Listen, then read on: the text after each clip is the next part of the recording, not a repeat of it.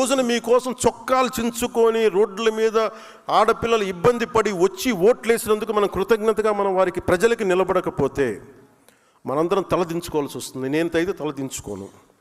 నా పార్టీని మొత్తం ప్రజలకే నేను ప్రజల సమస్యను నేను వినదలుచుకున్నాను. వారి సమస్య కోసమే, వారి అవసరం మేరకే నేను ఉంటాను. నాకు పార్టీ కంటే కూడా ప్రజలు చాలా, భద్రత చాలా ముఖ్యం నాకు. కూర్చోమ్మా, నువ్వు కూర్చో. సభా సంస్కారం ఉండాలి కదా మీకు,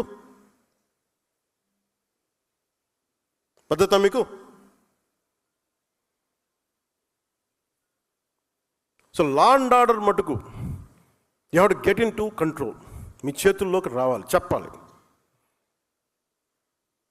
ఇష్టారాజ్యంగా చేసేస్తున్నారు అందరూ. ఎందుకంటే ప్రజలు ఒకసారి తిరగబడ్డారంటే ఇప్పుడేం చెప్పరు మీకు.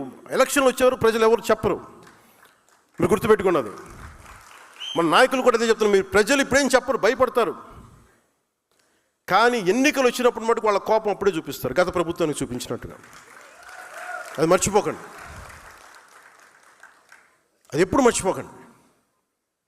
సమస్య కోపం వచ్చిన రోజున వాళ్ళు ఏం చేస్తాను, మనం అప్పుడు కష్టాలు వస్తాయి. నాకు ఎందుకు భయం లేదని, నాకు ఓడిపోయినా గెలిచినా నేను ఎప్పుడు మారలా.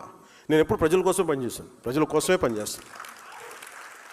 అందుకని మీరు దయచేసి 2 చేతులు జోడించి చెప్తున్నాను, దయచేసి ప్రజల్ని ఇబ్బంది పాలు చేసే ఈ పవర్ని దయచేసి మిస్యూజ్ చేయకండి.